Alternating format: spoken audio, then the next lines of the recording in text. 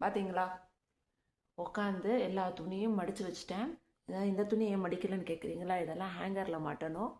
So துணியெல்லாம் மடித்து அதாவது தனித்தனியாக பசங்க ஜட்டி தனியாக, எது ஜட்டி பனியன் தனியாக,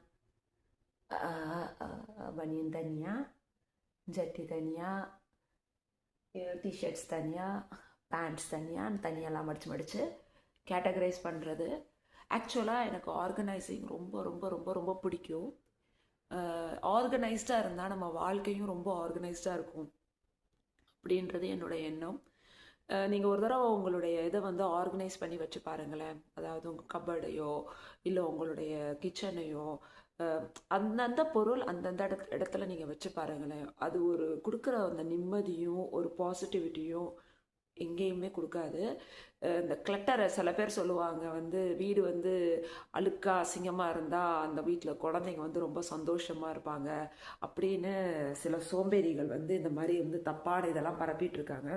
தயவு செஞ்சு அதை நம்பி நீங்கள் சோம்பேறி ஆயிடாதீங்க. பிகாஸ் அவங்க சோம்பேறியாக இருக்கிறதுனால அவங்களும் பல சோம்பேறிகளை உருவாக்குறதுக்காக சொல்கிறாங்க. அந்த மாதிரி வீடுகளில் வந்து பிரச்சனைகள், கஷ்டங்கள், மன நிம்மதி இல்லாத ஒரு இடம் அந்த மாதிரி தான் இருக்கும்.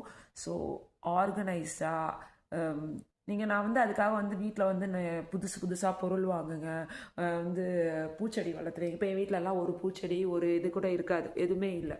So but still I want to keep, அதாவது வீடை வந்து சுத்தமாக வச்சுருக்கிறதோ, அந்தந்த பொருளை அந்தந்த இடத்துல வச்சுட்டு இருக்கிறதோ, அழுக்கு சேராமல் பார்த்துக்கிறதோ, குப்பை சேராமல் பார்த்துக்கிறதோ, கிழிச்சல் இல்லாமல் வீட்டில் கிழிஞ்ச துணிங்கெல்லாம் சேராமல் பார்த்துக்கிறதோ, அந்த மாதிரி எது வந்து தேவை இல்லையோ. இப்போ என் பசங்களுக்கு ஒரு துணி வந்து பத்தாமல் போயிடுச்சு, ஒரு ட்ரெஸ் வந்து இப்போ எங்களுக்கு அந்த பத்தலை, இல்லைனா அது கிழிஞ்சிருச்சு, இல்லைனா வந்து அது நல்லாவே இருந்தாலும் சைஸ் வந்து எங்களுக்கு சரி வரலை அப்படின்னா இம்மீடியட்டாக நான் ஒன்று வந்து அதை கிவ் அவே பண்ணிடுவேன், இல்லைனா தூர போட்டுருவேன். அதே மாதிரி தான் கிச்சன்லையும் எந்த ஒரு ஓட்ட உடசல் எதுவுமே இல்லாமல் அது எல்லாமே அப்பப்போ க்ளீன் பண்ணி எது தேவையோ எது நமக்கு தேவையோ அதை மட்டும் வச்சுட்டு எது நமக்கு தேவையோ அதை கொடுத்துட்றதோ இல்லை வந்து தூக்கி போட்டுடுறதோ தான் பெஸ்ட்டான ஒரு விஷயம். உங்கள் வீட்டில் பாசிட்டிவிட்டி வர்றதுக்கு இது ஒரு டிப்ஸ் என் சார்பாக. ஏன்னா இதை நான் பண்ணி என் வாழ்க்கையில் நான் நிறைய பாசிட்டிவிட்டி பார்த்துருக்கேன். இந்த மாதிரி பாசிட்டிவான வாழ்க்கை என்னுடைய சப்ஸ்கிரைபர்ஸ்க்கும் என்னோடய வீடியோ பார்க்குறவங்களுக்கும் வரணும்னு எதிர்பார்க்குறேன்.